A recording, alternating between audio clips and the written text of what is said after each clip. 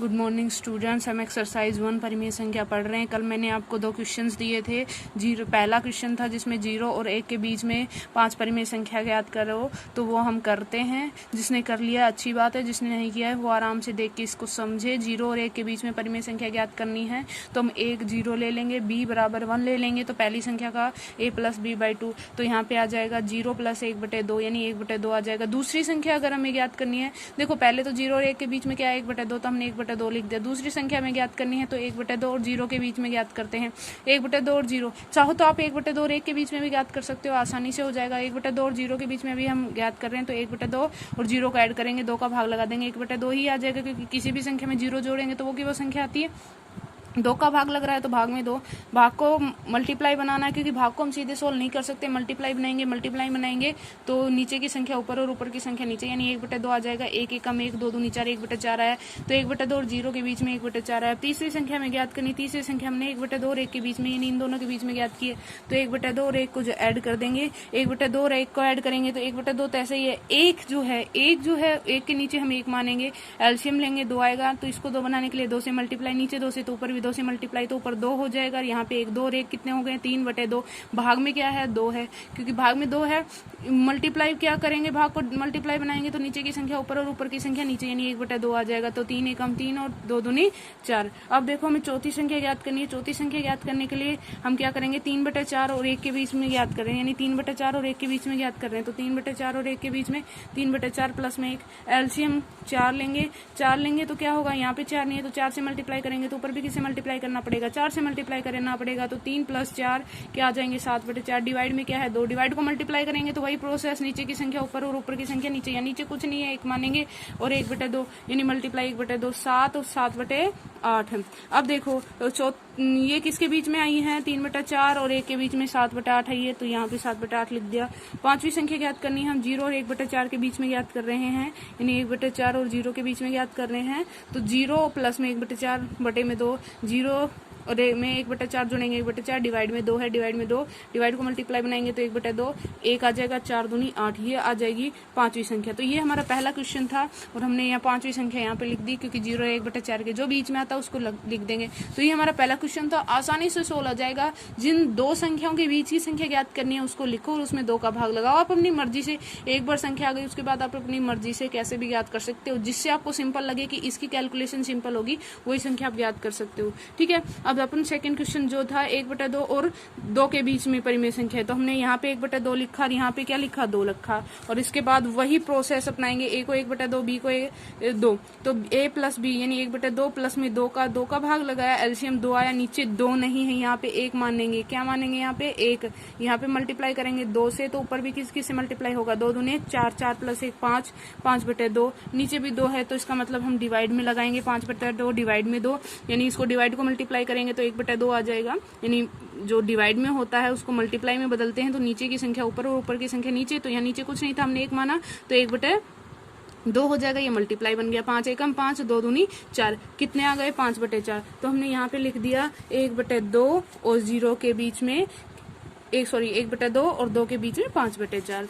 अब हम अपने 5/4 और 1/2 के बीच में निकाल रहे हैं, तो 5/4 प्लस में 1/2 किसका भाग लगाएंगे 2, क्योंकि संख्याओं को जोड़ते हैं किसका भाग लगाते हैं 2 का। तो देखो एलसीएम क्या आया 4 आया, यहाँ पे 2 है, यहाँ पे तो 4 है, तो इसको 4 बनाने की जरूरत नहीं, इसको 4 बनाएंगे तो किससे मल्टीप्लाई करेंगे 2, नीचे 2 से मल्टीप्लाई तो ऊपर भी 2 से मल्टीप्लाई, तो यहाँ पे 5 और 2 एकम 2, यानी 5 और 2 कितने हो गए 7/4। डिवाइड में क्या है 2, डिवाइड को मल्टीप्लाई बनाएंगे तो क्या करेंगे भाई, नीचे की संख्या ऊपर और ऊपर की संख्या नीचे, यानी यहाँ पे 1 हो गया और यहाँ पे नीचे की संख्या ऊपर चली गई और ऊपर की संख्या नीचे आ गई। आंसर क्या आ गया 7 एकम 4 दूनी 8। अब ये किसके बीच में आया है 5/4 1/2 के बीच में क्या आया 7/8, हमने 7/8 लिख दिया। अब देखो अगला क्या है, तीसरी संख्या ज्ञात करनी, तीसरी संख्या हमने 5/4 और 2 के बीच में ज्ञात करनी है।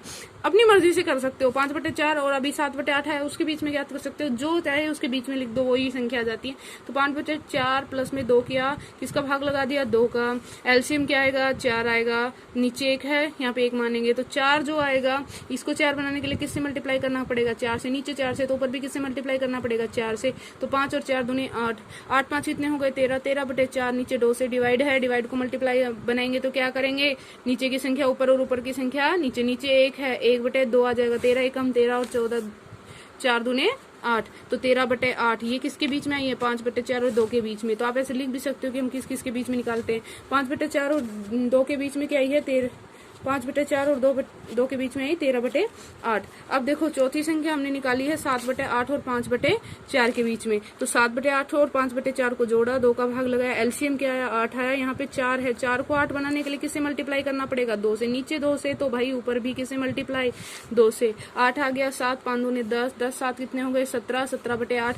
डिवाइड में क्या था? 2, डिवाइड को मल्टीप्लाई बनाएंगे तो नीचे की संख्या ऊपर और ऊपर की संख्या नीचे। नीचे 1 होता है, जहाँ कुछ नहीं होता वहाँ 1 होता है भाई। यहाँ पे 1 लगा दिया तो 1/2, 17 एकम 17 और 8 दूनी 16, 17/16 आया। तो किस किस के बीच में आया? 5/4 और 7/8 के बीच में। तो 5/4 और 5/4 और किसके बीच में? 7/8 है। 7/8 ये रहा, 5/4 ये रहा, 17/16। अब हमें पांचवी संख्या याद करनी है। पांचवी संख्या हमने निकाली है 13/8 और 2 के बीच में। तो 13/8 और 2 के बीच में निकाल रहे हैं। तो 13/8 ये रहा, 2 को ऐड किया, 2 का भाग लगाया, 8 एलसीएम आ जाएगा। तो यहाँ पे कुछ नहीं है, यहाँ पे 1 मानेंगे इसको 8 बनाने के लिए। 8 से मल्टीप्लाई, तो ऊपर भी किससे मल्टीप्लाई? 8 से। 8 दूनी 16, 16 हो गया, और 13 और 16 हो गए 29। 29 में क्या किसका भाग लग रहा है?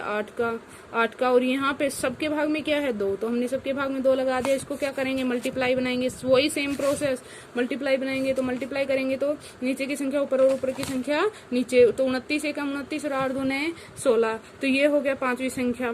ठीक है, आज ये था जो ये कल के क्वेश्चन थे। अब हम करते हैं कुछ क्वेश्चंस जो योज्य प्रतिलोम पे, या कुछ ऐसे क्वेश्चंस हैं जो बहुत ही सिंपल हैं। यानी ऐसे क्वेश्चंस भी आ सकते हैं जैसे रिक्त स्थानों की पूर्ति करो, -5, आगे भी -5 दे रखा है, प्लस में कुछ भी नहीं है। यानी हम इसमें ऐसा क्या जोड़े कि ये संख्या आ जाए। योज्य प्रतिलोम पता है, सॉरी योज्य तत्समक पता है।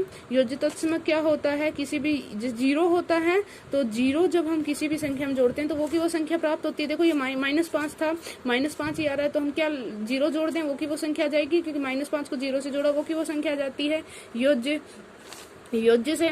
अब देखो यहाँ पे 5 में ऐसा क्या मल्टीप्लाई करें कि आंसर 1 आ जाए। ये गुणात्मक से है, गुणात्मक गुण है, तो गुणात्मक तत्समक है। तो अब देखो इसमें क्या करेंगे? 5 जो है इसको किससे मल्टीप्लाई करें कि 1 ही आ जाए, तो इसका उल्टा करेंगे। देखो 1/5 से मल्टीप्लाई कर सकते हैं आसानी से, तो हम इसको किससे मल्टीप्लाई करेंगे? 1/5 से। 1/5 से मल्टीप्लाई करेंगे तो 5 से 5 कट जाएगा और 1 आ जाएगा। तो इसका मतलब हम इसका आंसर क्या आएगा? 1/5 आंसर आएगा। कट करके बताया ये, तो 1/5 आंसर आएगा। अब देखो इसका अगला वाला क्या है? 1/2 में 0 ऐड किया। किसी भी संख्या में 0 ऐड करते हैं तो वो की वो संख्या आती है, तो यहाँ पे क्या आ जाएगा? 1/2 आ जाएगा। अब ये क्वेश्चन दे रखा है 15, 18, 19 और यहाँ पे 15, 19 लिख रखा है। क्या मिसिंग है? 18 मिसिंग है, तो यहाँ पे क्या लिख देंगे? 18। नहीं, ऐसे सिंपल से क्वेश्चंस आते हैं जिनके आपको रिक्त स्थानों की पूर्ति करनी पड़ती है, तो ये करना। और देखो मैंने जो है, देखो इस एक्सरसाइज में ऐड इम्पोर्टेंट है, जोड़ घटा गुणा भाग यही इम्पोर्टेंट है। यही क्वेश्चंस आते हैं 4-5 नंबर, 2-3 नंबर के क्वेश्चंस में, तो ये अच्छे से कर लेना। तो ये 2 क्वेश्चन मैंने आपको सोल्व करने के लिए दिए हैं, ये आप सोल्व कर लेना। Thank you.